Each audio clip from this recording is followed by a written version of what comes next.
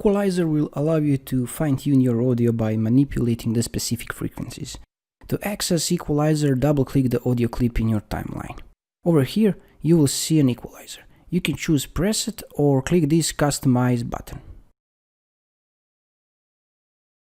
Over here you can also choose preset, but you will be able to precisely adjust the sound. Basically, on the left there is a bass or low frequencies, and on the right there are high frequencies. If you want to increase bass, just push up the slider on the far left and so on. If something is very squeaky or high-pitched, you can soften it by pushing the right slider down. And of course, you can play with all those middle ones to find the sound you want. If you need help, just type in the Google frequency chart and see which sliders to move and when. And this is it, a short and quick tutorial on how to use presets and some basic audio equalizer settings in Filmora. If you find this video helpful, let me know in the comments below. Thanks for watching and have a nice day.